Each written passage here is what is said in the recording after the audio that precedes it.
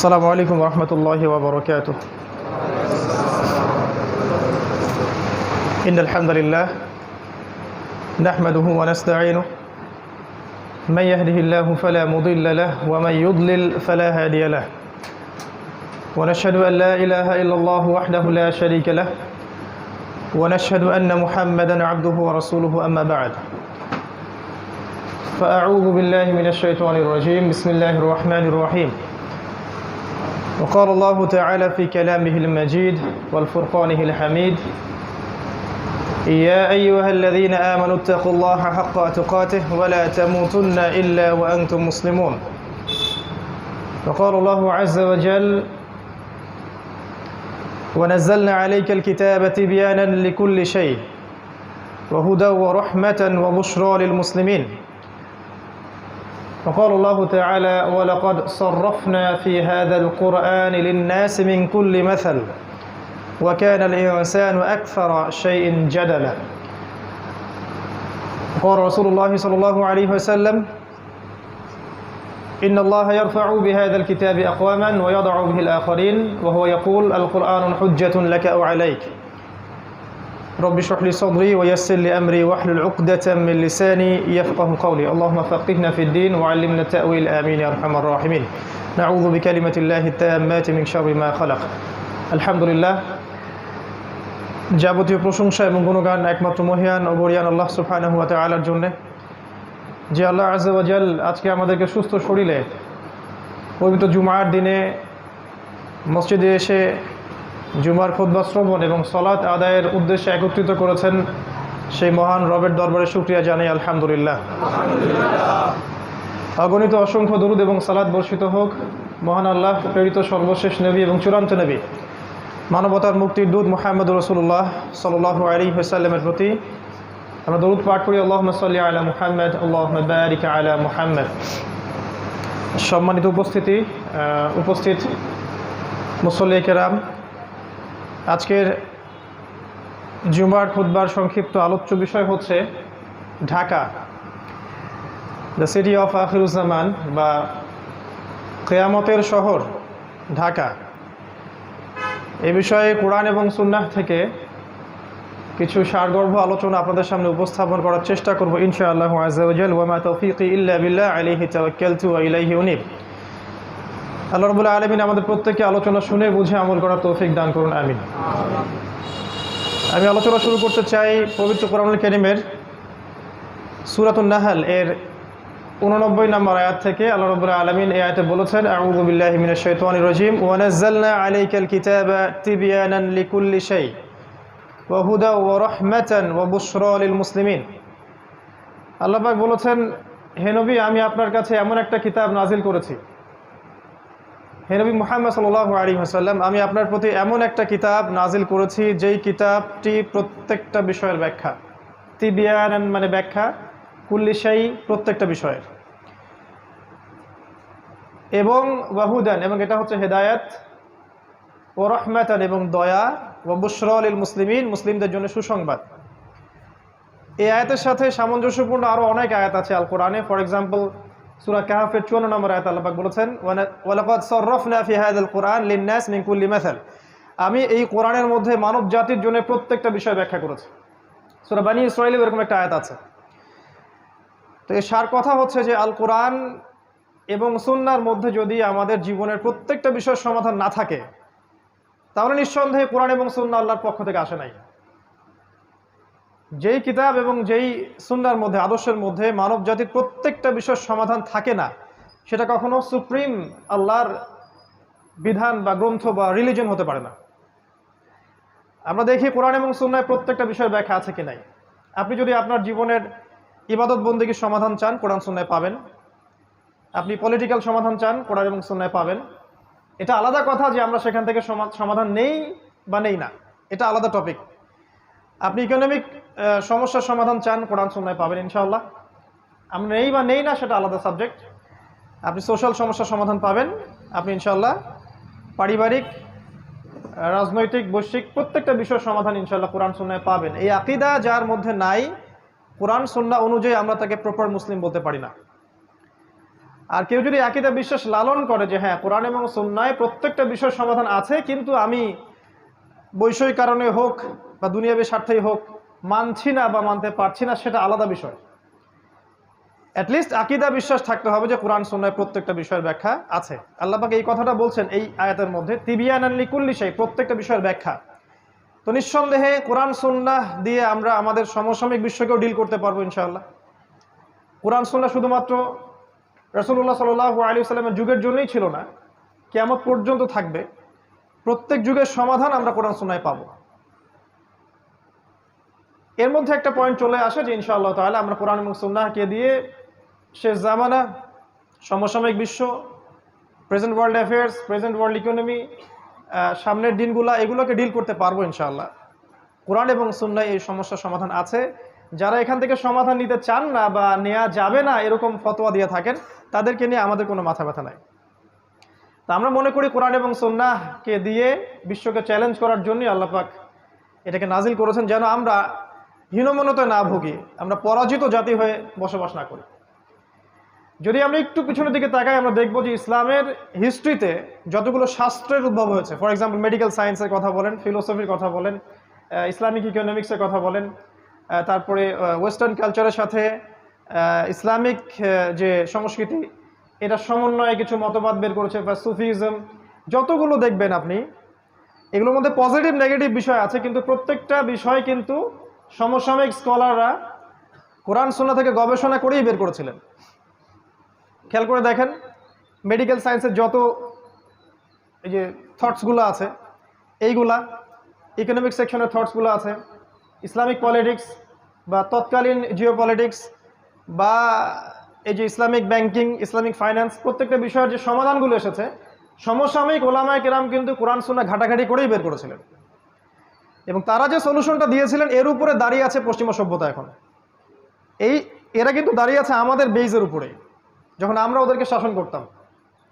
তো তৎকালীন ওলামায়ে কেরাম যদি বলতেন না না কোরআন সুন্নাহ দিয়ে ঘাটাঘাটি করার দরকার নাই, এইগুলো দিয়ে আসলে সমসাময়িক বিষয়গুলো ডিল করার দরকার নাই, খালি আমল করব, বাঁচবো, খাবো দাবো, মারা যাব, আমরা সমস্যার সমাধানগুলো কোরআন সুন্নাহ থেকে খুঁজবো না, তাহলে আজকে আমরা এইরকম বড় বড় শাস্ত্রগুলোকে পেতাম না। তো আমরা বিশ্বাস করি কোরআন এবং সুন্নাহ আল্লাহ পাক প্রত্যেকটা বিষয়ের সমাধান দিয়েছেন, এবং সমসাময়িক প্রত্যেকটা সমাধান আমরা যদি একটু অনেস্টলি খুঁজি কোরআন সুন্নাহে পাবো ইনশাআল্লাহ। এই কনসেপ্টটা আমাদেরকে আগে হজম করা উচিত। তারপরের পয়েন্টটা হচ্ছে যে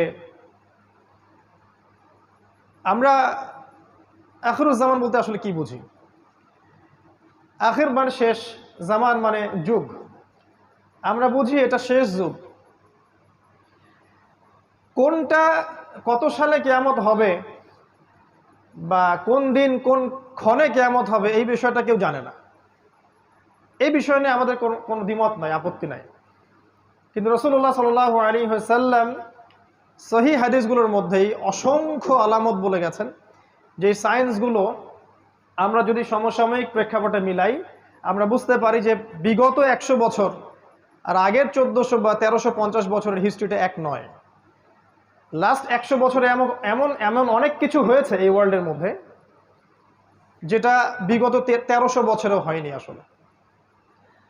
এটার জন্য কি করা দরকার? এটার জন্য একটু কোরআন এবং সুন্নাহর সাথে আরও কয়েকটা সাবজেক্ট পড়াশোনা করা দরকার। এর সাথে আখিরুজ্জামানের হাদিসগুলোকে যদি আমরা একটু ঘাটাঘাটি করি, যুগের যারা টপ স্কলার, শুধু বাংলাদেশের নয় বাইরের কান্ট্রিরও, তারা কিছু কনক্লুশন দেন যে এই সায়েন্সগুলো আগে কখনো ছিল না, এগুলো ডেঞ্জারাস, মানব জাতির সামনে সময় কম, এবং এটা শেষ যুগের সায়েন্সগুলোর অন্যতম। আমরা বলছি না এত সালে কিয়ামত হবে, এত সালে এটা হবে, এত সালে ওইটা হবে, এই কনসেপ্টটা আমি বিশ্বাসী না। অ্যাটলিস্ট আমরা we are giving a wake up call to this উম্মাহ। আমরা এই উম্মাকে একটা ওয়েক আপ কল দিচ্ছি যে সামনের দিনগুলো আপনার জন্য এইভাবে একটা সিকোয়েন্স অনুযায়ী যেতে পারে। আল্লাহু আ'লাম বিসওয়াব, আল্লাহ পাকই ভালো জানেন, কিন্তু আমাদের ধারণা এমন হতে পারে। আমাদের ধারণা ভুল হতে পারে, সঠিকও হতে পারে। যদি ভুল হয় আমাদের পক্ষ থেকে, সঠিক হলে আল্লাহর পক্ষ থেকে। আর যদি আমাদের ধারণা ভুলও হয়, আমরা শুধরানোর জন্য প্রস্তুত আছি। অ্যাটলিস্ট আমরা একটা ওয়েক আপ কল দিচ্ছি যে এখনকার সময় আর আগামী বিশ্বটা বিগত 1300 বছরের মতো হবে না। কোরআন এবং সুন্নাহর সাথে কোন কোন সাবজেক্টের জ্ঞান থাকলে আপনিও এটা বুঝতে পারবেন, এটা একটু বলি 2 মিনিটে। শুধুমাত্র কোরআন এবং সুন্নাহর লিটারাল জ্ঞান থাকলে হবে না। লিটারাল মানে হচ্ছে আমরা পড়লাম বুঝলাম, কাট পেস্ট যেটাকে আমরা বলি প্রোটেস্ট্যান্ট ভার্সন অফ ইসলাম। কোরআনের অনুবাদ পড়লাম, হাদিসের অনুবাদ পড়লাম, মনে করলাম যে আমি বড় মুফতি হয়ে গেছি, এখন স্টেটমেন্টগুলো দেওয়া শুরু করলাম, কনক্লুশনে গেলাম, এটা ঠিক না। বা এই দুটো সাবজেক্ট থাকলেই যে আপনি এই জামানাকে ডিল করতে পারবেন এমন না ব্যাপারটা।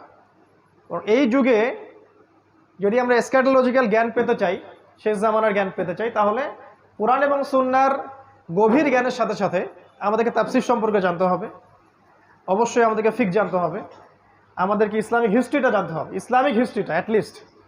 এবং আমি বারবার বলি ওয়ার্ল্ড হিস্ট্রি, বিশ্বের ইতিহাস, এটা জানা উচিত। এটার জন্য ক্লাসিক্যাল অনেক বই আছে ইউনিভার্সিটিতে, এগুলো পড়াতে কোনো দোষ নাই, এগুলো সেকুলার সিস্টেম নয়, এগুলো আমাদেরই সিস্টেম। এই আখিরুজ্জামানকে বুঝতে হলে ইকোনমিক্স জানতে হবে। ইকোনমিক্স যে জানে না সে শেষ জামানকে বুঝতে পারবে না। ওলামায়ে কেরাম উত্তরই দিতে পারছেন না যে কিভাবে বাজার থেকে গোল্ড কয়েন এবং সিলভার দিরহামকে তুলে দেওয়া হলো, কেন দেওয়া হলো, কারা দিল, তাদের উদ্দেশ্য কী ছিল। আমি বলি একটা কথা অনেকটা ক্ষোভ নিয়েই, যে আগামীতে যদি ইসরায়েল তেজপাতা এটাকে লেমিনেটিং করে মুদ্রা হিসেবে চালু করে, আমরা সবাই বলবো এটা জায়েজ এবং হালাল। এবং যারা বলবে না এটা জায়েজ না, এটা হালাল না, তাদেরকে এরা বলবে এটা খারাজি। এটাই আমরা মনে করি দুঃখের সাথে। এই যে কোশ্চেনের অ্যান্সারটা সে দিতে পারলো না because of the lackings of knowledge in economics. ইকোনমিক্সের যে জ্ঞানের অভাব, এই কারণেই কিন্তু সে এই উত্তরটা দিতে পারলো না। এটা কোন ইকোনমিক্সের কথা বলছি? শুধুমাত্র কি আল্লামা তাকি উসমানীর বইগুলো পড়লেই হয়ে যাবে? ব্যাপারটা এমন নয়। ব্যাপারটা হচ্ছে ওয়ার্ল্ড ইকোনমিক্স সম্পর্কেও জ্ঞান থাকতে হবে। এই জ্ঞানটা কিন্তু সেকুলারদের বেশি আছে আমাদের চাইতে। কিছু বিষয়ে হজম করা উচিত, এই জ্ঞানগুলো ওদের বেশি আছে আমাদের চাইতে। না হলে ওরা রিবাকে দিয়ে, সুদকে দিয়ে আপনাকে ডমিনেট করতে পারতো না। সারা ওয়ার্ল্ডে আপনাকে সুদ খাওয়াচ্ছে। অ্যাজ এ মুসলিম আপনি সুদ খাচ্ছে, আমি সুদ খাচ্ছি, কম বেশি সবাই জড়িত। কিন্তু আমাদের ফাইন্যান্সটা কোথায় গেল? ইকোনমিক সিস্টেমটা কোথায় গেল? আমরা কেন এমন কোনো সিস্টেম লঞ্চ করতে পারলাম না যেটা আমাদেরকে হালালের মধ্যে রাখবে? আর ওরা কিভাবে রিবা দিয়ে সারা ওয়ার্ল্ডকে ডমিনেট করলো? আজকে সকালে আমি একটা হাদিস পড়েছিলাম, যদিও হাদিসটা সনদটা দুর্বল। আলী রাদিয়াল্লাহু আনহু সে হাদিসের বর্ণনাকারী ছিলেন। তিনি বলছিলেন দাজ্জালকে ফলো করবে এমন কিছু মানুষ যারা সুদখোর, যারা রিবা বা সুদকে কেন্দ্র করে তাদের পুরো ইকোনমিক সিস্টেমটা লঞ্চ করেছে। কোন কান্ট্রি সেটা? আমরা যদি একটু ওয়ার্ল্ড ইকোনমিক্স ঘাঁটি, দেখবো সারা ওয়ার্ল্ডে একটা কান্ট্রি আছে, একটা সভ্যতা আছে যারা সুদকে দিয়ে সারা বিশ্ব শাসন করছে। এর মাস্টার মাইন্ড ইসরায়েল, আর সেখানে জিউসরা আছে। যাই হোক, ল্যাকিংস অফ নলেজটা কোথায়? ইকোনমিক সেকশনে ছিল না। এটা শেষ জামানার জ্ঞান অর্জন করতে হলে আপনাকে থাকতে হবে। আরেকটা সাবজেক্টের কথা আমি বলি বারবার, সেটা হলো যে জিও পলিটিক্স। এটা আপনারা আমার চেয়ে হয়তো ভালো বোঝেন, যারা ইউনিভার্সিটিতে পড়েন তারা আরও ভালো বোঝেন। জিও পলিটিক্যাল নলেজ না থাকলে এই ভূ রাজনৈতিক প্রেক্ষাপটটা বুঝতে পারবে না। কেন চায়না রাশিয়া একসাথে, কেন ন্যাটোর সাথে টার্কি, কেন পাকিস্তান নিউক্লিয়ার ওয়েপন্স থাকার পরেও কিছু করতে পারে না ইসরায়েল এগেনস্টে, এগুলো আপনি অ্যান্সার পাবেন না যদি জিও পলিটিক্যাল নলেজ আপনার না থাকে। আমাদের দেশের পররাষ্ট্রনীতিগুলোর মধ্যে আমরা অনেকে চাই যে খুব এগ্রেসিভ হোক, কেন আমরা পারি না? কি কারণ? এটা যারা জিও পলিটিক্স জানে তারা বোঝে। আর যারা আবেগে চলে তারা মনে করে যে এখনই জিহাদ লঞ্চ করতে হবে, বোগাস জিহাদ। আবার অনেক প্রশ্নের উত্তর, কিভাবে ইসরায়েল রাইজ করলো, কেন ব্রিটেন সারা ওয়ার্ল্ডকে শাসন করেছিল, তারপরে কিভাবে তারা আমেরিকাকে নিয়ে আসলো, রিপ্লেস করলো, অনেক প্রশ্নের উত্তর পাবেন না আপনি যদি আপনি জিও পলিটিক্স না জানেন, এর সাথে কোরআন সুন্নাহ না জানেন। ওরা কি করেছে সেকুলাররা? ওরা শুধু জিও পলিটিক্সকে নিয়েছে, কোরআন সুন্নাহকে নেয় নাই। আর আমরা বলছি কোরআন সুন্নাহর বেসিসেই আপনাকে জিও পলিটিক্স পড়তে হবে। দেন সূরা মাইদা পড়েন, আল্লাহ পাক বলেছেন পররাষ্ট্রনীতি কেমন হতে হবে। লা তাত্তাখিযুল ইয়াহুদা ওয়ান নাসারা আউলিয়া, আল্লাহ পাকের স্টেটমেন্ট। আমরা কিন্তু এখানে হেদায়েত নেই নাই। লা তাজিদান্না আশাদ্দান নাস আদাওয়াতাল লিল্লাযিনা আমানু আল ইয়াহুদ ওয়াল্লাযিনা আশরাকু, মুমিনদের জন্য সবচেয়ে বড় শত্রু দুইটা দল, আল ইয়াহুদ আল্লাযিনা আশরাকু, যারা শিরক করে। এগুলো কি সাহাবায়ে কেরাম মেনে চলেন নাই? ওই সময় আমাদের মাথা ছিল উঁচু, আমরা এখন মেনে চলি না, আমাদের মাথা আজকে নিচু। জিও পলিটিক্স জানতে হবে। এর সাথে আমি বলি একটা সাবজেক্ট, সেটা হচ্ছে যে ইন্টারন্যাশনাল মনিটারি সিস্টেম সম্পর্কে জ্ঞান রাখতে হবে, যেটাকে আমরা বলি ওয়ার্ল্ড ব্যাংক এবং IMF। আরও কিছু সাবজেক্ট আছে, মূল এই সাবজেক্টগুলো যদি আপনি না জানেন কোরআন সুন্নাহর সাথে, তাহলে আখিরুজ্জামান আপনি চিনতে পারবেন না। এটা সম্ভব না। শুধুমাত্র কোরআন এবং সুন্নাহর লিটারাল অর্থগুলো পড়ে আপনি কখনো বুঝতে পারবেন না আসলেই ওয়ার্ল্ডে কি হচ্ছে। এই জন্য যখন আপনি কোনো স্টেটমেন্ট দিবেন মানুষ বলবে এটা পাগল হয়ে গেছে। তা আমরা বলছি যে নিউক্লিয়ার ওয়ার সামনে আসছে, আমরা বলছি দাজ্জাল জেরুজালেম থেকে বিশ্ব শাসন করবে, পাল্টা পোস্ট দিয়ে রাখলো স্কুল বয় টাইপের কিছু মানুষ, দাজ্জাল খোরাসান থেকে বের হবে।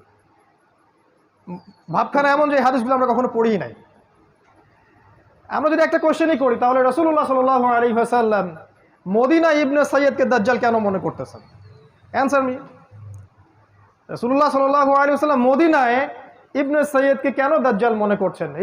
হে ওমর, ও যদি দাজ্জাল হয়ে থাকে তুমি ওকে হত্যা করতে পারবে না, আর ও যদি দাজ্জাল না হয়ে থাকে নিরাপরাধ ব্যক্তিকে হত্যার মধ্যে কোনো ফল নেই।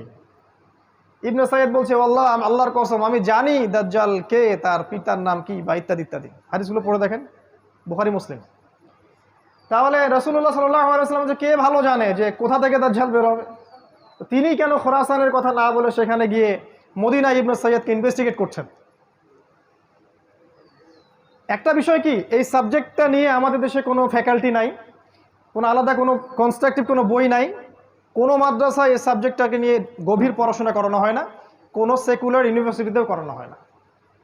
তাহলে একটা সাবজেক্ট সম্পর্কে আমরা কিভাবে জানবো যদি সেই সাবজেক্টের আমাদের কোনো ফ্যাকাল্টি না থাকে?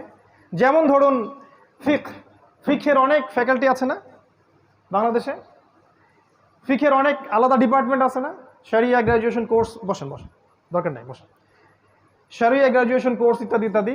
একটা সাবজেক্ট সম্পর্কে জানতে হলে ওখানে গভীর পড়াশোনা করতে হয়। কিন্তু নবী সাল্লাল্লাহু আলাইহি ওয়াসাল্লাম বলেছেন যে কিয়ামতের সবচেয়ে বড় ফিতনা, যার চেয়ে বড় কোনো ফিতনা নাই, সেটা হচ্ছে মাসিহুদ দাজ্জাল। এই দাজ্জাল সম্পর্কে আপনি কোনো ফ্যাকাল্টি পাবেন না, কনস্ট্রাকটিভ কোনো সিলেবাস পাবেন না, বই পাবেন না, গবেষণা পাবেন না। তাহলে যেটা নিয়ে কোনো গবেষণা নাই, যেটা নিয়ে কোনো মানে ফ্যাকাল্টি নাই, কোনো ডিপার্টমেন্ট নাই, কোনো আলাদা বই সিলেবাস কিছুই নাই, কিভাবে আপনি মনে করলেন যে দুই একটা হাদিস বিচ্ছিন্নভাবে পড়েই আপনি সাবজেক্টটা বুঝে যাবেন আর মানুষের সমালোচনা করা শুরু করবেন? যারা ওই সাবজেক্টে দীর্ঘদিন পড়াশোনা করছে ওদের। তো ইনশাআল্লাহ তাআলা এসব স্কুল বয়দের প্রশ্নের উত্তরগুলো আমরা একটা বই আকারে ছাপিয়ে দেবো ইনশাআল্লাহ, কারণ ইন্ডিভিজুয়ালি প্রত্যেকের উত্তর দিতে গেলে আমাদের সময় চলে যাবে, ততদিন না মালহামা শুরু হয়ে যাবে আর কি। তো আমরা আখিরুজ্জামানকে বুঝতে হলে এই সাবজেক্টগুলো দিকে খেয়াল রাখি। আল্লাহ পাক সবাইকে তৌফিক দান করুন, আমিন। ইনশাআল্লাহ তাআলা আমরা একটা সিলেবাস লঞ্চ করে দিব যেখানে একটা জেনারেল এডুকেটেড মানুষ কিভাবে এই সবগুলো সাবজেক্ট পড়াশোনা করবেন, বইয়ের নাম, লেখকের নাম সহ আমরা বলে দিব ইনশাআল্লাহ, যতটুকু আমরা আমাদের ক্ষুদ্র জ্ঞানে পারছি। এর চেয়েও যে ভালো হতে পারে না এমন নয়, তবে আমরা জাস্ট একটা শুরু করতে চাচ্ছি, এবং এই ব্যাপারটার নাম দিয়েছি আমরা ডিপ্লোমা ইন ইসলামিক স্টাডিজ, এবং সেখানে আমরা অবশ্যই স্ক্যাটোলজি বা শেষ জামান একটা সাবজেক্ট রাখবো, একটা বিভাগ রাখবো ইনশাআল্লাহ। Dhaka, the city of Akhiruzzaman. আমি ঢাকাকে অন্যভাবে দেখি, যারা ঢাকায় থাকেন তারা হয়তো এভাবে দেখেন না। এটাই স্বাভাবিক যে বাহির থেকে দেখার ব্যাপারটা একরকম, আর আপনি যে ওখানে বসে আছেন তখন আপনার দৃষ্টিতে এগুলো ধরা না পড়াটাই অনেকটা স্বাভাবিক। আর মেজর কয়েকটা পয়েন্টস বলবো আমি, কারণ সবগুলো বলার সময় আমরা খুতবায় পাবো না। কোরআন এবং সহিহ সুন্নাহ থেকে আমরা আখিরুজ্জামানের যতগুলো সাইন পাচ্ছি, এগুলোর মধ্যে কিছু কিছু সাইন আছে এমন যেগুলোর সাথে ঢাকার ব্যাপারটা 100% মিলে যায়, এবং এটা সময়ের ব্যাপার মাত্র যে কবে আল্লাহ পাকের গজব এখানে চলে আসে।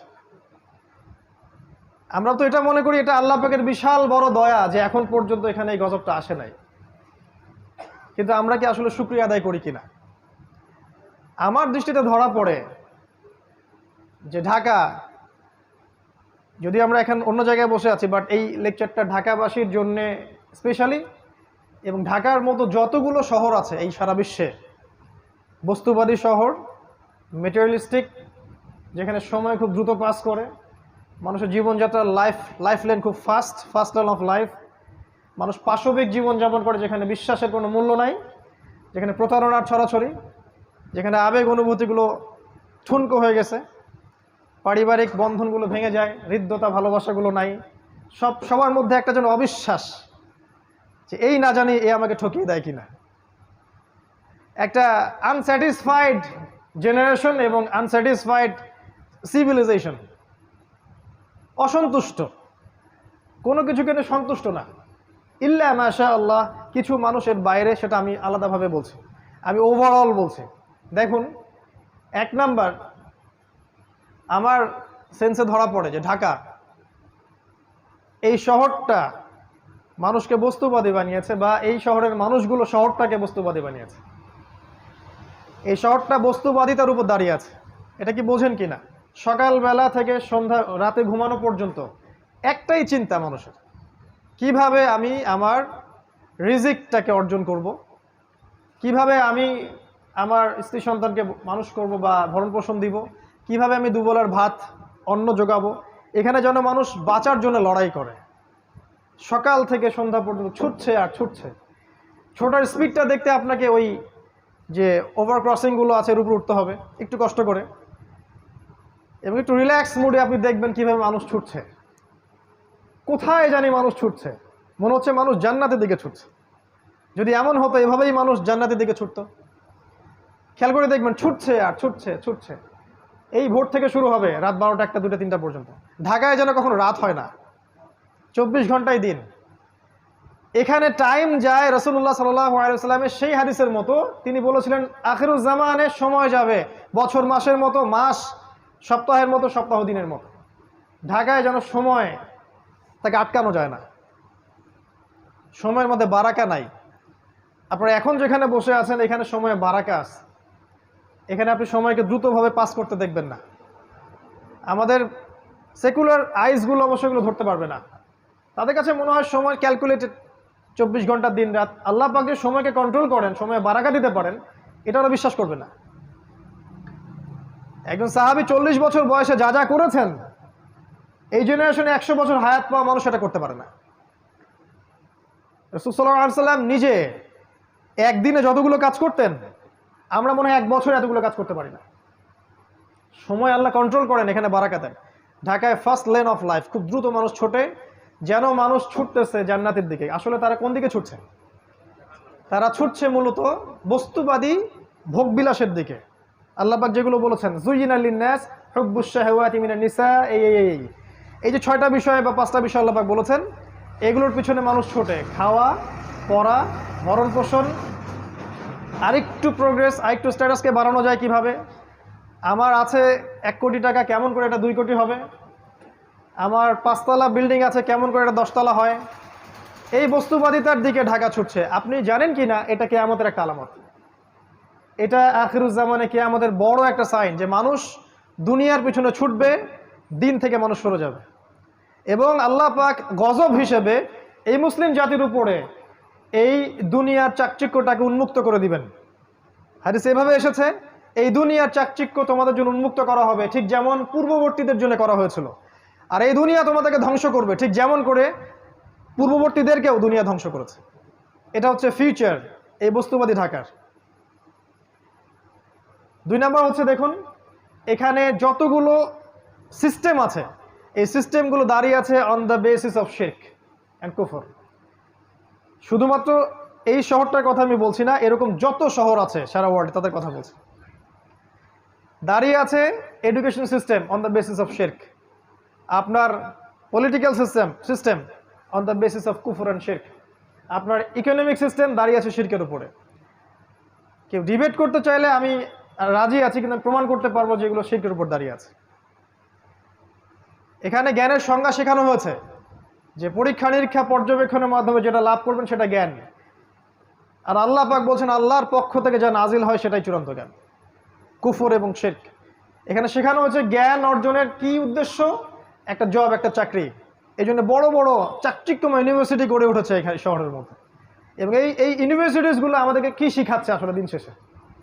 ওজুর মাসআলা, গোসলের মাসআলা, 10টা হাদিস, 20টা কোরআনের আয়াত, 10টা সূরা, ইতিহাস, ফিকহ। আপনাকে শেখাচ্ছে কিভাবে আপনি একটা চাকরি অর্জন করবেন, আপনার স্ট্যাটাস বাড়বে, বাড়ি গাড়ি করবেন, খাবেন, ফুর্তি করবেন, এনজয় করবেন, পাশবিক লাইফ লিড করবেন, দেন ইউ উইল ডাই, আপনি মারা যাবেন। মারা যাওয়ার পরে আপনার 3বার জানাজা পড়ানো হবে 3টা জায়গায়। তারপর 3 দিন পর মানুষ আপনাকে ভুলে যাবে। এবার গন ফ্রম হিস্ট্রি, আপনি হিস্ট্রি থেকে, ইতিহাস থেকে আপনার নাম শেষ, মুছে গেছে। ঢাকা আপনাকে এটা শেখাচ্ছে, এবং এর মতো যত সভ্যতা আছে এগুলা। এটা বস্তুবাদী এডুকেশন সিস্টেম। আল্লাহ পাক বলেছেন আমার নাজিল করা যে শিক্ষা ব্যবস্থা এটা হচ্ছে এমন, মানুষ জ্ঞান অর্জন করবে আল্লাহকে পাওয়ার জন্য। জ্ঞান অর্জনের উদ্দেশ্য হবে দিন প্রচার করা, প্রতিষ্ঠা করা, বিনয়ী হওয়া, নম্র হওয়া এবং জ্ঞান অনুযায়ী আমল করা। জ্ঞান এমন হবে উপকারী যেটা আল্লাহর পক্ষ থেকে নাজিল হয়, যে জ্ঞান আমাদেরকে আল্লাহ থেকে দূরে সরাবে না, বরং কাছাকাছি নিয়ে আসবে। মিলান আপনার এডুকেশন সিস্টেমের সাথে এগুলোকে, আসলে কি এমন হচ্ছে কিনা। কিন্তু লাক্সারিয়াস বিল্ডিংয়ের তো অভাব নাই। ব্যাঙের ছাতার মতো লক্ষ লক্ষ প্রতিষ্ঠান আপনার শহরে, কয়টা প্রতিষ্ঠান আপনাকে আল্লাহর দিকে নিয়ে আসতেছে? এডুকেশন সিস্টেম দাঁড়িয়ে আছে শিরকের উপর। আপনার ইকোনমিক সিস্টেম আপনার শহরের দাঁড়িয়ে আছে শিরকের উপরে। তারা আল্লাহর হালালকে হারাম করেছে, আর আল্লাহর হারামকে তারা হালাল করেছে। আল্লাহ পাক সুদকে হারাম করেছিলেন, তারা সুদকে হালাল করেছে। তারা রিবাকে ফরজ করেছে। আল্লাহ পাক দিয়েছিলেন একটা মনিটারি সিস্টেম, সেটাকে তারা তুলে দিয়েছে। আল্লাহ পাক কারেন্সি দিয়েছিলেন, সেটাকে তারা তুলে দিয়েছে। আল্লাহর হালালকে কেউ যদি হারাম করে আর আল্লাহর হারামকে কেউ হালাল করে, এটাকে কি বলা হয়? সূরা তাওবার 31 নম্বর আয়াত পড়ে দেখেন, এখানে বলা হচ্ছে এটা শিরক। কি জানেন একটা? হ্যাঁ, না এটা না, যাই হোক, আমি এই মুহূর্তে মনে করতে পারছি না। শেষের শব্দটা দেখবেন যে এখানে শিরকের কথা বলা আছে। ইত্তাখাযু, মনে পড়েছে, ইত্তাখাযু আহবারহুম ওয়া রুহবানহুম আরবাবা মিন দুনিল্লাহ ওয়াল মাসীহ ইবনে মারইয়াম। তারা কি করেছিল? আল্লাহকে বাদ দিয়ে, খ্রিস্টানদের কথা বলা হচ্ছে, জিউসদের কথা বলা হচ্ছে, পাদ্রী দরবেশ এদেরকে রবের আসনে বসিয়েছিল। ভালো করে শোনে না একটা, তারা পাদ্রী এবং দরবেশদেরকে রবের আসনে বসিয়েছিল এবং ঈসা আলাইহিস সালামকে রবের আসনে বসিয়েছিল। ওয়ামা উমিরু ইল্লা লিয়াবুদু ইলাহা ওয়াহিদা, কিন্তু ওদেরকে শুধু আদেশ করা হয়েছিল তারা এক আল্লাহর ইবাদত করবে। এই আয়াতটা যখন পড়া হচ্ছে আদী ইবনে হাতেমের সামনে, তা আদী ইবনে হাতেম বলছেন যে আমরা তো আমাদের পাদ্রী দরবেশদের ইবাদত করি না ইয়া রাসূলুল্লাহ। আল্লাহ রাসূল বলছেন আলাইসা ইউহারিমুনা ফাআহাল্লাহ ফাতুহিল্লুনাহু, তারা কি আল্লাহর হারামকে হালাল করে দেয় না, তোমরা কি সেটা গ্রহণ করো না? তারা কি আল্লাহর হালালকে হারাম করে দেয় না, তোমরা কি সেটা মেনে নাও না? বা তারা কি আল্লাহর হারামকে হালাল করে না, তোমরা কি সেটা মেনে নাও না? তখন আদী ইবনে হাতেম বলল যে হ্যাঁ, বেলা ইয়া রাসূলুল্লাহ, এটা তো আমরা করি। আমরা হয়তো সরাসরি ওদের ইবাদত করি না, ওদেরকে সেজদা করি না, ওদের সামনে নজর মানত করি না, কিন্তু ওরা আল্লাহর হালালকে হারাম করলে আমরা মেনে নিচ্ছি, আর ওরা আল্লাহর হালালকে যদি হারাম করে ফেলে আমরা মেনে নিচ্ছি। আল্লাহ রাসূল বলেন সাল্লাল্লাহু আলাইহি ওয়াসাল্লাম, তিলকা ইবাদাতুহুম, এটাই হচ্ছে ওদের ইবাদত করা। এখন আপনি আসেন আপনার সিস্টেমের দিকে। আল্লাহ পাক সুদকে হারাম করেছেন, আমরা কি করেছি? হালাল করেছি। আল্লাহ পাক মাদককে হারাম করেছেন, আমরা হালাল করে নিয়েছি। নিজেকে প্রশ্ন করেন, আমরা কিন্তু মন থেকে হালাল করে নিয়েছি। আল্লাহ পাক জিনাকে হারাম করেছেন, আমরা উন্মুক্ত করছি। আল্লাহ পাক খিলাফাকে হালাল করেছেন, আমরা হারাম করেছি। আল্লাহ পাক অনেক কিছুকে হালাল করেছেন যেগুলোকে আমরা হারাম করে নিয়েছি, বা আবার আল্লাহ পাক অনেকে হারামও করেছেন যেগুলোকে আমরা হালাল করে নিয়েছি। এই সিস্টেমটা যদি চলতে থাকে, এটাকে আল্লাহ পাক বলেছেন শিরক। ওয়া মা উমিরু ইল্লা লিয়াবুদু ইলাহা ওয়াহিদা লা ইলাহা ইল্লা হু সুবহানাহু ওয়া তাআলা আম্মা ইউশরিকুন। এই কথাটা বলতে যাচ্ছিলাম, আম্মা ইউশরিকুন, তারা যে শিরক করছে আল্লাহর সাথে, এখান থেকে আল্লাহ পাক পবিত্র। তার মানে এই কাজটাকে আল্লাহ পাক শিরক বলেছে। তো আপনার শহরের এডুকেশন সিস্টেম, আপনার ব্যাংকিং সিস্টেম, আপনার ফাইন্যান্স, আপনার ইকোনমিক সিস্টেম, এগুলো দাঁড়িয়ে আছে শিরকের উপরে এবং কুফরের উপরে। এর জন্য আপনি একা দায়ী নন, এর জন্য আমাদের রাষ্ট্র দায়ী নয়, এর জন্য আমাদের শুধু এই ওলামায়ে কেরাম বা আমরা যারা সাধারণ জনগণ আমরাই দায়ী নই, ব্যাপারটা এমন নয়। আমাদের দোষ আছে, কিন্তু বড় দোষটা অন্য কারো, যাদের দিকে আমাদের চোখ নাই। আমাদের চোখটা হচ্ছে আপোষের ইখতলাফগুলোর দিকে আমাদের চোখটা বেশি আর কি। কীভাবে আমরা আমাদের মধ্যে ইখতলাফ করে মারামারি কাটাকাটি করে বিভক্ত হব, এদিকে চোখটা আমাদের বেশি। বড় যে মূল এনিমি, ওর দিকে আমাদের চোখটা কিন্তু আসলে নাই। তো এটা আপনার ঢাকা। আরও আছে আপনার ঢাকার পলিটিক্যাল সিস্টেম, দাঁড়িয়ে আছে অন দ্য বেসিস অফ শিরক। শুধু এই শহরের না, পুরো ওয়ার্ল্ড ওয়াইড, গ্লোবালি। তবে এটা চিরদিন থাকবে না ইনশাআল্লাহ। এটা একসময় ছিলও না, একসময় থাকবেও না। মাঝখানে একটা সময় আপনি পাচ্ছেন। এক সময় ছিল খেলাফা, আর পৃথিবীর শেষও হবে খেলাফা দিয়ে। এই উম্মতে মুহাম্মাদির স্টার্টিংটা ছিল খেলাফা দিয়ে, খেলাফা নিশ্চয়ই বুঝি আমরা এমন স্টেট যেটা যার মালিক আল্লাহ, এমন স্টেট যে রাষ্ট্রের প্রত্যেকটা বিষয়ের ফয়সালা হবে আল্লাহর বিধান অনুযায়ী, এমন স্টেট যেখানে আল্লাহ হচ্ছে আল আকবর, আল্লাহ হচ্ছে আল মালিক, মানুষ জনগণ আল মালিক আল আকবর নয়, বরং আল্লাহর দাসত্বের অধীনে প্রত্যেক মানুষ স্বতন্ত্র স্বাধীন। খেলাফা স্টেট একটা সময় ছিল, উমর ইবনুল খাত্তাবের যুগে, আবু বকর সিদ্দিকের যুগে, উসমান আলী, এই সময় ছিল, এখন নাই। একটা সময় আবার আসবে। কে আনবে, কিভাবে আসবে, এটা জানতে হলে আপনি আখিরুজ্জামান স্টাডি করেন, পাবেন ইনশাআল্লাহ। আমরা জানি যে এই পৃথিবীর শেষটাও হবে খেলাফতে, এবং এই পৃথিবীতে মানব জাতির যে ইতিহাস, এটাও শুরু হয়েছিল কিন্তু খেলাফা দিয়েই। ওয়াইজ কুলনা লিল মালাইকা ওয়াইজ ক্বালা রাব্বুকা লিল মালাইকা ইন্নী জাইলুন ফিল আরদি খলিফা। ওই যে খলিফা আদম আলাইহিস সালাম, তারপরে আপনার দাউদ আলাইহিস সালাম, সুলাইমান আলাইহিস সালাম, মুহাম্মদ সাল্লাল্লাহু আলাইহি ওয়াসাল্লাম, তারপরে সাহাবায়ে কেরাম, আবারও শেষটা হবে ঈসা ইবনে মারইয়ামের হাতে। ঈসা ইবনে মারইয়ামের হাতেই শেষ হবে, তিনিও হবেন কিন্তু খলিফা। কিভাবে আসবে, কিভাবে হবে, এটার জন্য আপনারা অপেক্ষা করতে থাকেন। সময়, টাইম উইল এক্সপ্লেইন এভরিথিং। সময় সব ব্যাখ্যা করে দিবে, কাউকে কিচ্ছু করতে হবে না, এটা আল্লাহর দায়িত্ব, আল্লাহ করে দিবে। কার দ্বারা করাবেন, কিভাবে করাবেন, এই প্ল্যান আল্লাহর কাছে আগে থেকেই করা আছে। আল্লাহ পাকে লাউহে মাহফুজে আগে থেকেই লেখা আছে যে দাজ্জালকে খুঁজতে যাওয়া সেই 10 জন ঘোড়সাওয়ারের বাবার নাম কি, তাদের নাম কি, তার বাবার নাম কি, সব কিছু রিটেন করা আছে। এত উদ্বিগ্ন হওয়ার কিচ্ছু নাই যে এখন আমাদের অবস্থা কেন এরকম, কিছুই হচ্ছে না, এত উদ্বিগ্ন হওয়ার কিচ্ছু নাই। এটা শেষ হবে খেলাফা দিয়ে। এখন যে অবস্থাটা আপনি আছেন, এটা শিরকের উপর দাঁড়িয়ে আছে। যারা দাঁড়িয়ে রেখেছে, দাঁড় করিয়ে রেখেছে, তাদের প্রতি নসিহত করা ছাড়া আমাদের কোনো আসলে কাজ নাই এই মুহূর্তে, কারণ আমরা দুর্বল। আর এটা আমাদের জন্য শোভাও পায় না যে আমরা তাদের পক্ষে বিরুদ্ধে এমন কিছু করব যেটা আমাদের শক্তি নাই।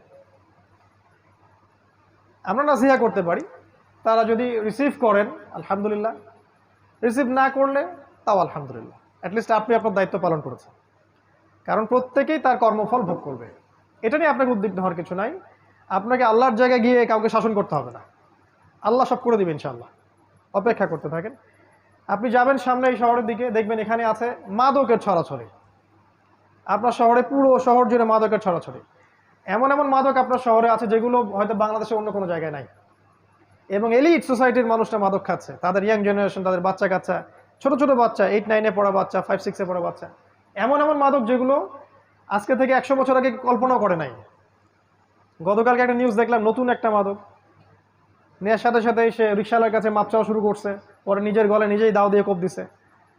কি মাদক এটা আসতেছে, আর নতুন নতুন কত কি যে আসবে আল্লাহ ভালো জানেন। নবী সাল্লাল্লাহু আলাইহি ওয়াসাল্লাম বলে গিয়েছিলেন, আখিরুজ্জামানে মাদক মানুষ সেবন করবে, হালাল মনে করে সেবন করবে, হারামই মনে করবে না, যেটা হারাম। এটা আপনার শহর, এরকম শহর বাংলাদেশে কয়টা আছে আপনি খেয়াল করে দেখেন। অন্য অন্য কান্ট্রিগুলোতে আছে অবশ্যই, এবং ওগুলো ছোঁয়া লাগছে আর কি। আপনি দেখেন, আপনার শহর মানেই জিনা, আপনার শহর মানেই জিনা। এখানে মেয়েরা নিজেকে মেয়ে মনে করে না, এখানে নারীরা নিজেদেরকে নারী মনে করে না, তারা মনে করে আমরা পুরুষের সমকক্ষ। আল্লাহ পাকের দেয়া অধিকারের চাইতে পশ্চিমাদের শেখানো অধিকার ওদের কাছে বেশি পছন্দের, এবং এই বিষয়গুলো ওদেরকে জিনার দিকে নিয়ে আসছে। ওপেন জিনা, বিবাহ বহির্ভূত রিলেশনশিপস, আপনার এই যে গার্লফ্রেন্ড বয়ফ্রেন্ড সংস্কৃতি, আপনার যে কোএডুকেশন, আপনার চাকরির ক্ষেত্রে কোএডুকেশন, একসাথে যাচ্ছি আসতেছি বাসে রাশন হাঁস, এগুলো যেন সয়ে গেছে আর কি, সয়ে গেছে। একটা পর্দাশীল মেয়েও বাসে উঠে গেল, পাবলিক বাসে, চারদিক থেকে পুরুষ ওকে ধাক্কা দিচ্ছে, ওর কাছে কিছু মনে হচ্ছে না, নর্মাল হয়ে গেছে। নর্মাল শহর আপনাকে করে দিছে কেমন যেন একটা যান্ত্রিকতা, এবং এই যান্ত্রিকতার মধ্য দিয়েই এই শহর মানুষকে আর ওই ইসলামিক মানুষের জায়গায় রাখে নাই, তার জীবনটাকে পাশবিক বানিয়ে ফেলেছে। জিনা এভরিওয়্যার, আপনি দেখবেন শপিং মলে জিনা, রাস্তায় জিনা, স্কুল কলেজ ইউনিভার্সিটিতে সব জায়গায় দেখবেন জিনাকে প্রমোট করা হয়েছে।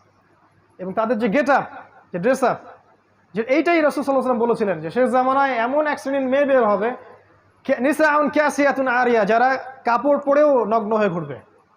এটার এক্সাম্পল কিন্তু সাহাবীদের যুগে আমরা দিতে পারতাম না, এখন দিতে পারি। তারপরেও কিছু মানুষ বলবে না না না, এখনো 1000 বছর বাকি আছে কিয়ামতের, অপেক্ষা করতে থাকেন 1000 বছর। জিনা, এবং বিবাহ বহির্ভূত সম্পর্ক, এগুলো কি করেছে? আপনাকে ফ্যামিলিস্ট রেভলিউশনের দিকে নিয়ে আসছে। এখানে সম অধিকারের নামে আপনি দেখবেন মেয়েদেরকে পণ্য বানানো হয়েছে বিউটি কন্টেস্টের মাধ্যমে। এই যে মিউজিক, এই যে বিউটি কন্টেস্ট, এই যে মিডিয়া, এই যে গ্ল্যামারাস ব্যাপার স্যাপার, এগুলোতে নারীকে আর নারীর জায়গায় রাখা হয় নাই, তার সব কিছু উন্মুক্ত করা হয়েছে। এবং সমাজের পোশাক পরিবর্তন হয়ে গেছে, ফাংশন, ছেলেরা পুরুষের জায়গায় আসছে আর মেয়েরা ছেলের জায়গায় চলে গেছে। একটা মেয়ে সকালবেলা উঠতেছে, এই জ্যাম ফেস করে সে অফিসে যাচ্ছে, সব কিছু কাজ গোছায়, সে আবার 8-10টায় ব্যাক করছে। এই মেয়েকে আবার রান্না করতে হচ্ছে এই শহরে। এখানে বিবাহের সম্পর্কগুলো কোথায়? স্ত্রীকে সাথে নিয়ে রাস্তায় হাঁটা বা চাঁদ দেখা বা একটু খোলা বাতাসে ঘোরা, এগুলো তো এখানে কল্পনা করা যায় না। তার কোলে মাথা রেখে কোরআন তেলাওয়াত করা, এটাই শহরে সম্ভব হয় না, ইল্লা মাশাআল্লাহ। এতে করে বন্ধনগুলো ভেঙে যায়, পারিবারিক মূল্যবোধগুলো ভেঙে যায়। ডিভোর্স বাড়তেছে আপনার শহরে, এবং আপনার শহরে ডিভোর্স বাড়তেছে, পরকীয়া বেশি হচ্ছে, এবং পরকীয়ার বলি হচ্ছে কিন্তু হত্যা। পরকীয়া মানে কিন্তু হত্যা। পরকীয়ার পর একটা খুন ছাড়া কোনো সলিউশন থাকে না। ওই যে দেখলাম 6 টুকরা লাশ, আল্লাহ ভালো জানেন সত্য না মিথ্যা, আমরা দেখেছি। এরকম ঘটনা একটা দুটো না, অনেকগুলো হয়। এবং যদি সত্যিকার অর্থেই আপনি পরিসংখ্যান দাঁড় করান, আপনি দেখবেন এটাও একটা হাদিসের সাথে মিলে যায়। শেষ জামানায় হত্যাকাণ্ড বাড়তে থাকবে, এবং যাকে হত্যা করা হবে সে জানবে না কেন আমাকে হত্যা করা হচ্ছে, আর যে মারবে সেও জানবে না কেন আমি হত্যা করলাম। এটা আপনার শহর। এখানে আপনি দেখবেন পরিবারগুলো ভেঙে যাচ্ছে, সন্তান তার মাকে কাছে পাচ্ছে না, বাবাকে কাছে পাচ্ছে না। এই সন্তান যখন বড় হবে সে খুব লোনলি ফিল করবে। মনে রাখবেন, শৈশবে একটা বাচ্চা যেভাবে বড় হয়ে ওঠে, যৌবনকালে তার মাথাটা ওরকম হয়। যে বাচ্চাকে শৈশবে প্রচণ্ড টর্চার করেছেন, একাকিত্বে রেখেছেন, তাকে সঙ্গ দেয় না বাবা মা, এই সন্তানটা বড় হয়ে সন্ত্রাসী হতে পারে। সমূহ সম্ভাবনা আছে জঙ্গি হতে পারে। ওদের সেন্সে জঙ্গি বলছি আর কি, আমাদের সেন্সে না। ওরা যেটা বলে আর কি, মানে উগ্রবাদী হয়ে যাবে, নিরপরাধ মানুষকে হত্যা করবে, এটা হতে পারে। সন্তানের শৈশব এখানে হরণ করা হয়। আর ওকে ওই যে চাইল্ড কেয়ার সেন্টারে আমরা দিয়ে আসি, সন্তানকে মানুষ করে কাজের বুয়া, এটাই শহর আপনাকে দিয়েছে। এবং এই প্রতিটা বিষয়কে আমাদের সাইন, প্রত্যেকটা হাদিস বলার সময় পাচ্ছি না আজকে আমি।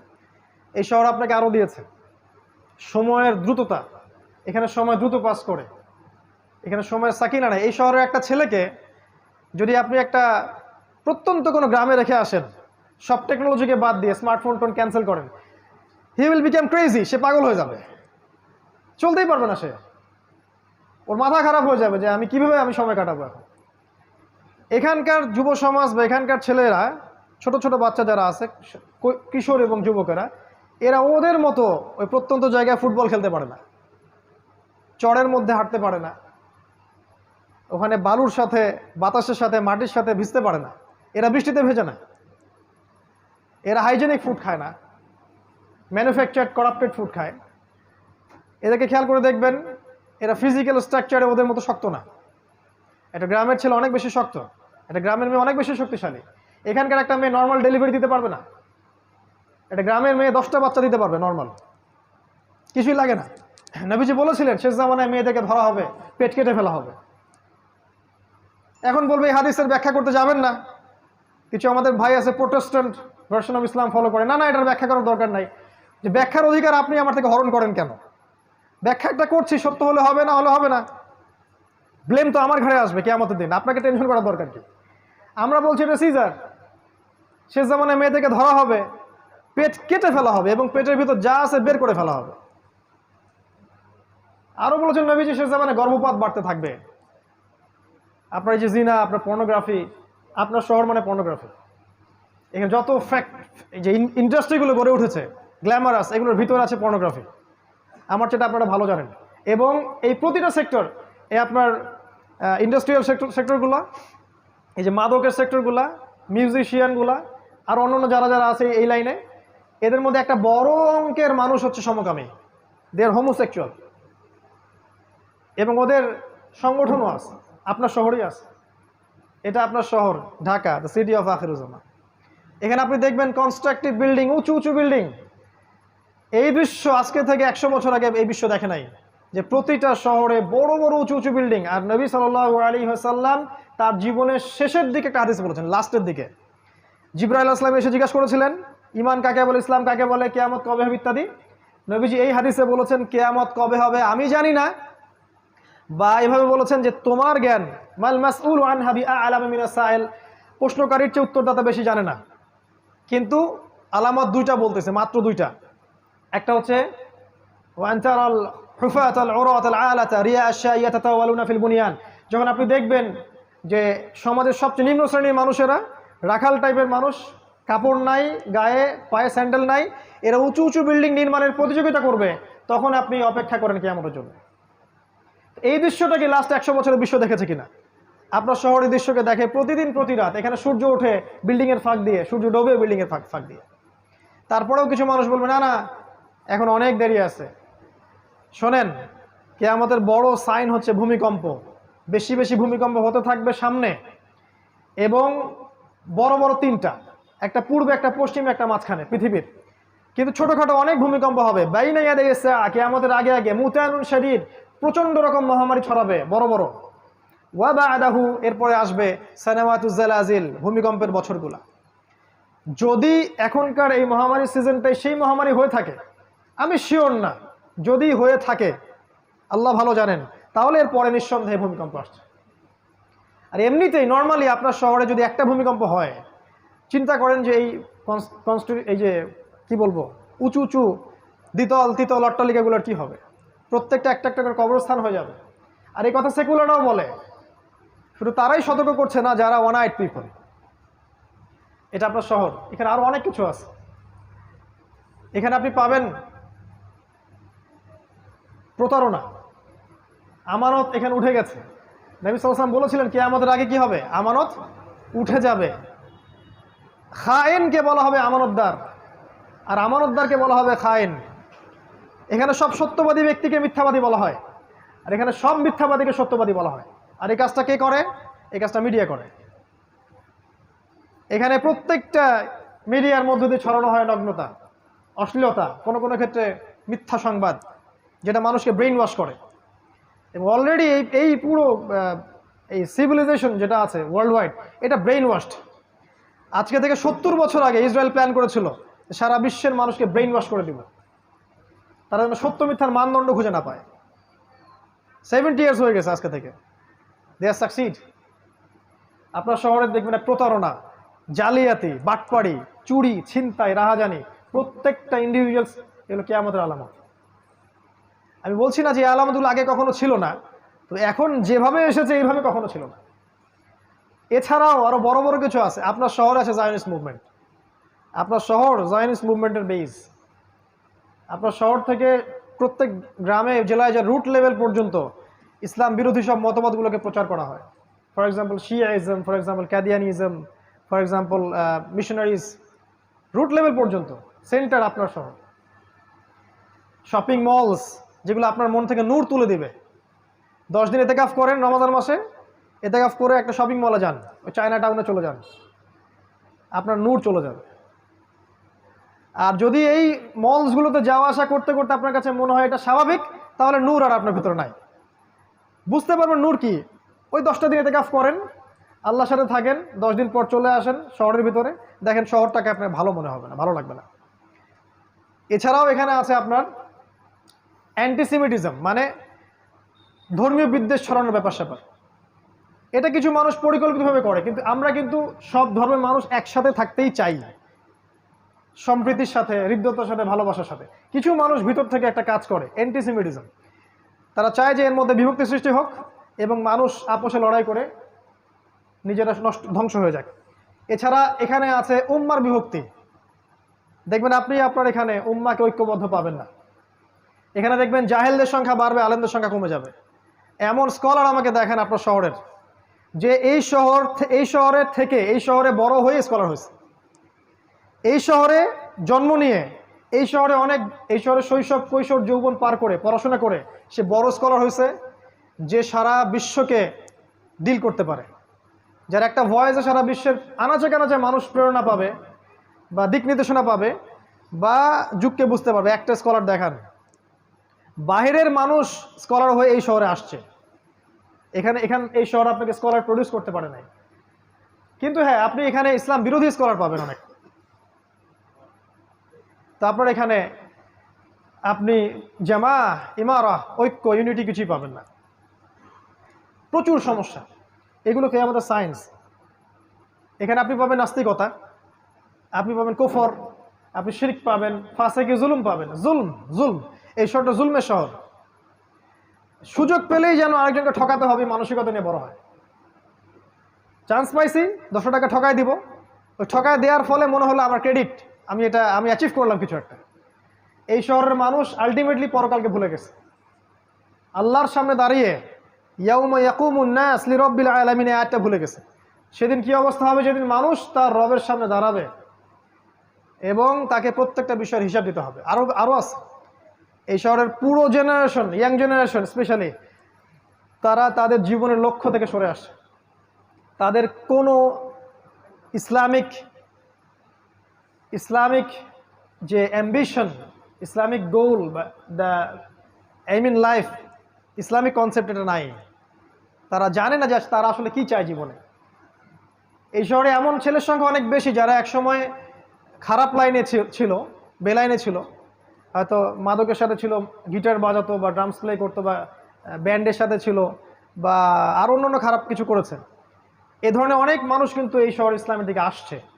কিন্তু সত্যিকার অর্থে এই শহরের ইয়াং জেনারেশনকে ইসলামিক যে মোটিভেশন, ইসলামিক যে মানে গোল অফ লাইফ, এখান থেকে সরিয়ে দেওয়া হয়েছে। তারা এখনও জানে না যে তার জীবনের গোলটা কী। ফামান যুহজিহা আনিন নার ওয়া উদখিলাল জান্নাহ ফাকাদ ফাজ।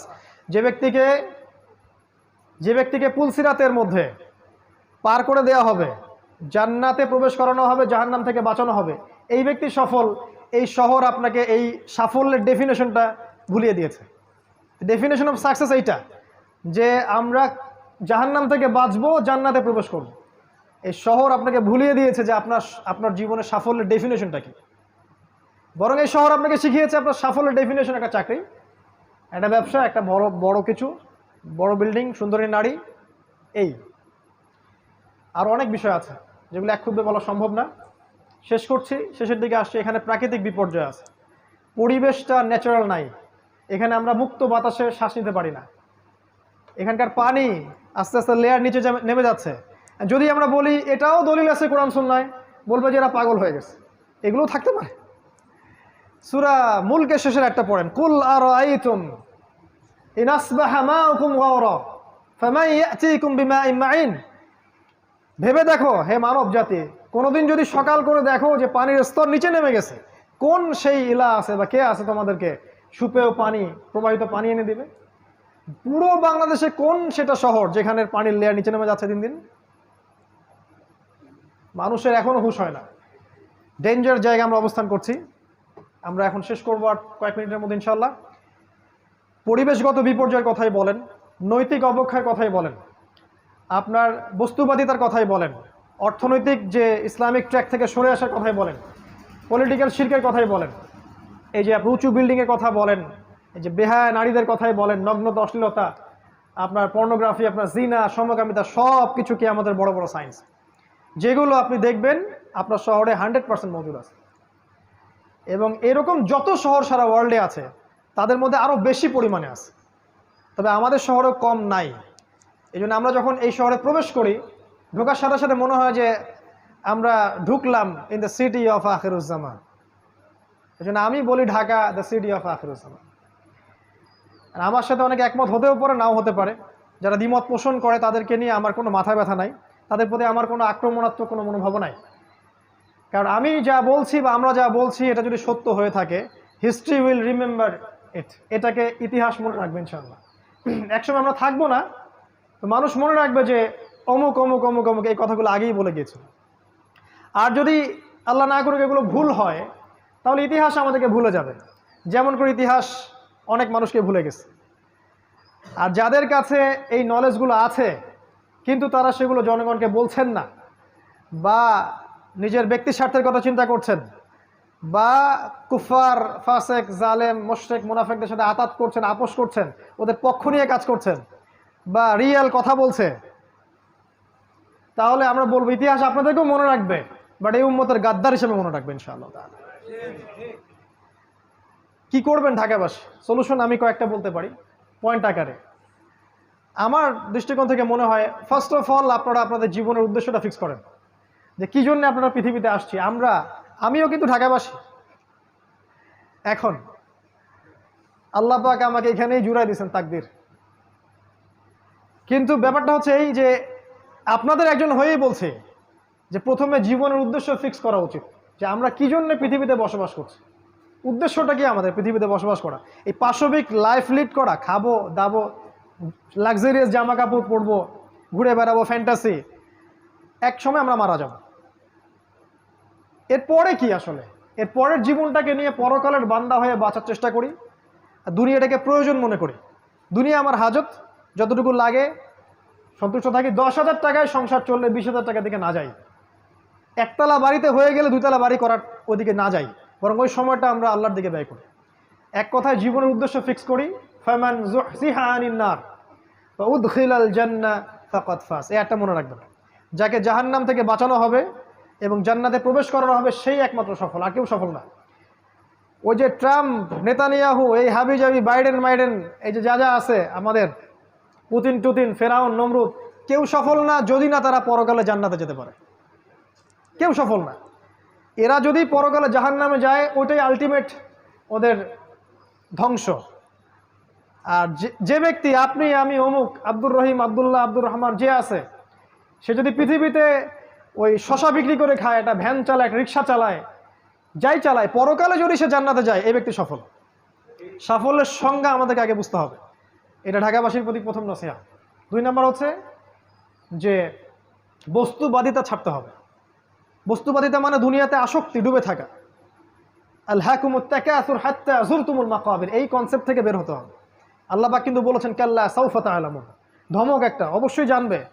সুম্মা কাল্লা সাউফা তা'লামুন, আবারও বলছি অবশ্যই জানতে পারবে।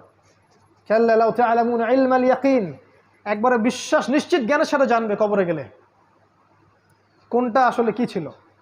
লা তারাউন্নাল জাহিম, প্রত্যেক চোখ অবশ্যই জাহান্নাম দেখবে, তোমরা অবশ্যই জাহান্নামকে দেখবে। এবং সুম্মা লা তুসআলুন্না ইয়াওমাইযিন আনিন নাঈম, প্রত্যেক নিয়ামত সম্পর্কে আল্লাহ পাক আমাদেরকে জিজ্ঞাসা করবেন।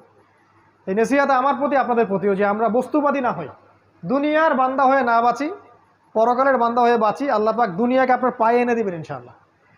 শুধু একটাবার মনে নিয়াত করেন যে আমি আল্লাহর জন্য বাঁচবো, আল্লাহর জন্য মরবো, আল্লাহর জন্য আমার সালাত, আমার কোরবানি, আমার সব কিছু, দুনিয়ার যা যা প্রয়োজন আপনার, আল্লাহ আপনার পায়ের সামনে এনে হাজির করে দিবেন ইনশাআল্লাহ। দেখবেন এক জায়গায় গেছেন, আপনার জামা নাই, দেখবেন কেউ একজন জামা হাদিয়া দিয়ে গেছে, দেখবেন খেয়াল করে, যাচ্ছেন, টাকা পয়সা নাই, কেউ হাতে টাকা দিয়ে চলে যাবে। শত শত এরকম মানে ঘটছে আমার জীবনেই, বলে শেষ করতে পারবো না।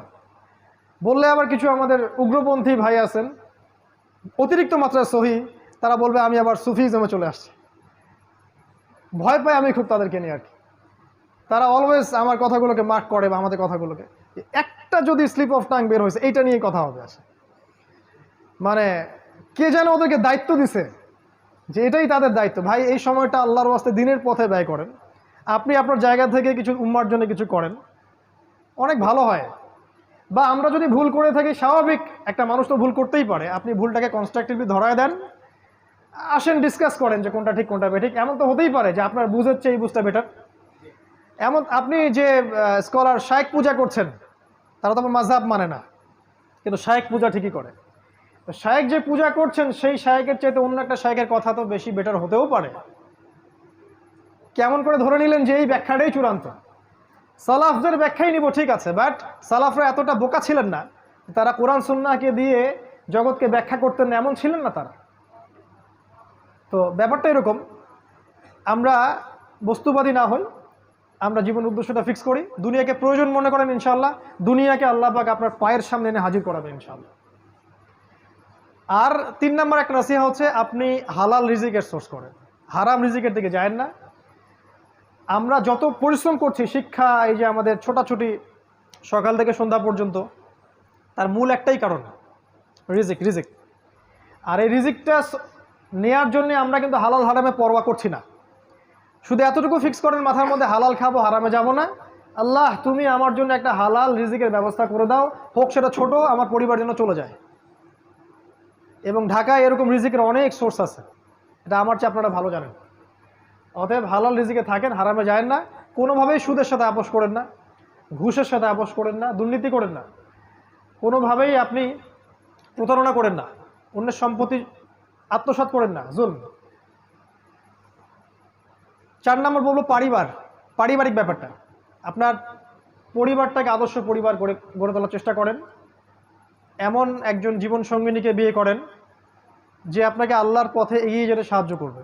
একজন স্ত্রী যদি আপনার ঘরে থাকে যে দিন বোঝে এবং যে আপনার কনসেপ্টের সাথে একমত এবং যে চায় যে আপনি দিনের জন্য কিছু করেন, আপনার জন্য নামাজে দোয়া করে, আপনার দিনের বিষয়গুলো গুছায় দেয়, এমন স্ত্রী ঘরে থাকলে ওই স্বামী বিশ্ব জয় করতে পারবেন ইনশাআল্লাহ। আর যদি এমন স্ত্রী আপনার ঘরে না থাকে, আপনার পুরো জীবন এই স্ত্রীর পিছনে কাটাইতেই শেষ হয়ে যাবে। এই পুরো বিষয়টাই আপনার জন্য ফিতনা হয়ে যাবে। ইন্নামা আমওয়ালুকুম ওয়া আওলাদুকুম ফিতনাতুল লাকুম, এরকম হয়ে যাবে আর। তো আদর্শ পরিবার গড়ার জন্য স্ত্রী খুব ইম্পর্টেন্ট একটা টপিক। ভুল করবেন না, এমন কোনো ভুল সিদ্ধান্ত নেবেন না যে রূপের কারণে বা বংশের কারণে বা টাকা পয়সা দেখে বিয়ে করেছেন, পরে আপনি আর অ্যাডজাস্ট করতে পারছেন না, দেখলেন যে তার মধ্যে দিনদারিতা বাদ দিয়ে সবই আছে। এমন জায়গায় যায় না, দিনদারিতা থাকলে ওইটা নিয়ে থাকেন, বাকিগুলো ইগনোর করেন। সন্তান যখন হবে তাদেরকে প্রত্যেককে আদর্শ সন্তান হিসেবে মানুষ করতে হবে। সন্তানদের খাবারের ব্যাপারে সচেতন থাকবেন, ওদের পড়াশোনা, ওদের কার সাথে মিশছে, বেশি ডিভাইস দিবেন না, ডিভাইস কেন্দ্রিক জীবনযাপন থেকে বেরিয়ে আসার চেষ্টা করেন। এগুলো ভালো হবে ইনশাআল্লাহ। আমি আরও বলবো যে এখানে আরও নাসিহা হচ্ছে যে জ্ঞান অর্জনের পিছনে সময় দেন, আমল করার আগে জ্ঞান। আল ইলমু ক্বাবলা আল কওলি ওয়াল আমাল, সহিহ বুখারীর একটা বাব আছে, কথা কাজের পূর্বে জ্ঞান, মানে জ্ঞানটাকে অর্জন করেন। আমি সাবজেক্টগুলো বলেছি কোন কোন সাবজেক্ট, কোরআন, সুন্নাহ, হিস্ট্রি, ইসলামিক ইতিহাস, ইকোনমিক্স, ফিলোসফি, এগুলো একসাথে করে পড়াশোনা করেন। ইনশাআল্লাহ দেখবেন আপনার 5 বছরের পরিশ্রম আপনাকে অন্য একটা জায়গায় নিয়ে আসবে ইনশাআল্লাহ। আমি কখনো বলি নাই যে ওলামায়ে কেরামের সোহবতে যাবেন না ইত্যাদি ইত্যাদি। আমি বলেছি শুধুমাত্র একটা ঘরানার ওলামার কাছেই পড়ে থাকবেন না, সমস্ত ওলামায়ে কেরামকে ভালো চোখে আগে দেখতে শেখেন, সবার কাছ থেকে জ্ঞান নিয়ে শেখেন। যদি আপনি শুধুমাত্র সালাফিজমেই থাকেন, আমাদের সোকল সালাফিজমের কথা বলছি, তাহলে তো আপনি কমই ঘরানার আলেমের কাছে জ্ঞান পাবেন না, সিম্পল। তাহলে মনে হবে যে এদের কাছে কোনো জ্ঞানই নাই। এটা তো অহংকার, কেবর, যেটা ইবলিসের ছিল। কি করতে হবে? খোলা মনে সব আলেমের দ্বারস্থ হন এবং সবার কাছ থেকে জ্ঞান নেন, সবার ভালোটাকে নিয়ে নেন, খারাপটা ছেড়ে দেন।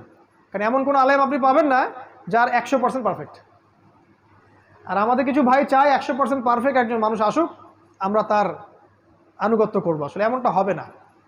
জিবরাইল আলাইহিস সালামকে যদি পাঠানো হয়, এরা তার প্রতি সন্তুষ্ট হবে না, বলবে আপনার পাখা কেন, আপনি মানুষ না কেন, আপনার পাখার দলিল কোথায়?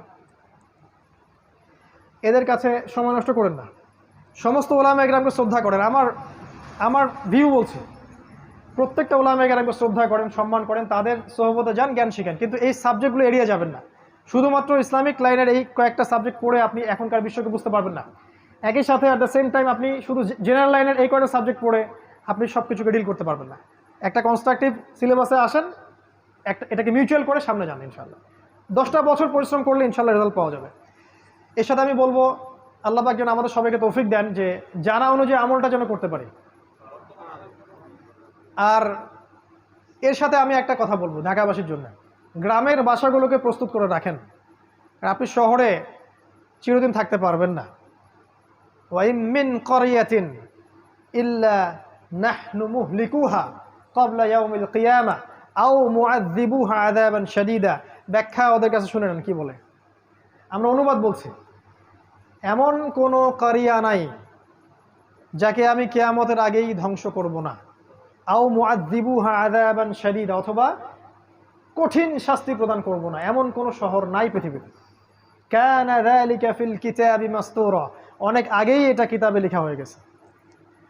ভূমিকম্পের মাধ্যমে হোক বা আপনার মহামারীর মাধ্যমে হোক বা আরও বড় কোনো গজবের মাধ্যমে হোক, ঢাকা উইল কলাপস। কোনো শহর কনস্ট্যান্ট থাকবে না। হিজরত, আপনার গ্রামের বাড়ি, আপনার এই যে সেখানকার কৃষিভিত্তিক অর্থনীতি, ভালো অর্গানিক ফুড, এগুলো তো অভ্যস্ত হন, ওখানে যাওয়া আসা শুরু করেন। ঢাকা আপনাকে ছাড়তে হতে পারে সামনে, ওয়ার্ন করছি আমরা।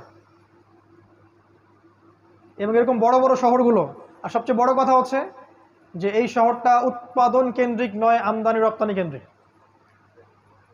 একটা মালহামা সবকিছুকে ব্লক করে দিবে, এখানে যারা থাকবে তারা আফসোস করবে যদি আমরা এখান থেকে আগে লিভ করতে পারতাম। এটা প্রস্তুতি রাখেন। সর্বোপরি আল্লাহ পাক আমাদেরকে যতটুকু নিয়ামত দিয়েছেন, আমাদের জ্ঞান, আমাদের টাকা পয়সা, আমাদের স্ত্রী সন্তান, আমাদের এই যে জামা ইমারা, এগুলোকে দিয়ে দিনের খেদমত করার চেষ্টা করেন যতটুকু পারেন ইনশাআল্লাহ। সমসাময়িক বিষয়গুলো পড়েন, আগামীর জন্য প্রস্তুত থাকেন এবং আপোষে ইখতলাফ না করে, যারা ইখতলাফ করে ওদেরকে ভুলে যান। আপোষে যারা ইখতলাফ করে না, ওয়ানুম্মা ওয়ান জামা কনসেপ্টে বিশ্বাস করে, এই মানুষগুলোকে নিয়ে শান্তিপূর্ণভাবে মাক্কি জীবনে রাসূল সাল্লাল্লাহু আলাইহি ওয়াসাল্লাম যেভাবে এগিয়ে গিয়েছিলেন, আপনার এই শহরটা হচ্ছে কোনো বেটার জায়গা নয়, এইভাবে এগিয়ে গিয়ে আপনি একটা জামা বা একটা কমিউনিটি গড়ে তোলার চেষ্টা করেন। এটার খুব অভাব সারা দেশে। এটা যদি করতে পারি ইনশাআল্লাহ তাআলা, আল্লাহ পাক আমাদের মধ্যে একটা রুহামা দিবেন, একটা জামা দিবেন, একটা সুন্দর মৈত্রী ভালোবাসা থাকবে এবং এই শহরের যে জাহিলিয়াতগুলো আছে এগুলোকে স্কিপ করা আমার জন্য সহজ হবে, কারণ একা একা আপনি কিছুই করতে পারবেন। আল্লাহ পাক আমাদের সবাইকে আলোচনাটা শুনে বুঝে আমল করার তৌফিক এনায়েত করুন, আমিন। আজকের সময় আসলে সংক্ষিপ্ততার কারণে অনেক বিষয় স্কিপ করে গেলাম। ইনশাআল্লাহ তাআলা আগামীতে আমরা এটা নিয়ে বিস্তারিত আলোচনা করব ইনশাআল্লাহ। আকুলু কওলি হাযা আস্তাগফিরুল্লাহ ওয়া লাকুম ওয়া লিসাইরিল মুসলিমিন। বারাকাল্লাহু লানা ওয়া লাকুম বিল আয়াতিল হাকীম ইন্নাহু তাআলা জাওয়াদুন কারীমুন রাউফুর রহিম। আসসালামু আলাইকুম ওয়া রাহমাতুল্লাহ। ভাই আসেন। ঠিক আছে, সমস্যা নেই, একই বিষয়।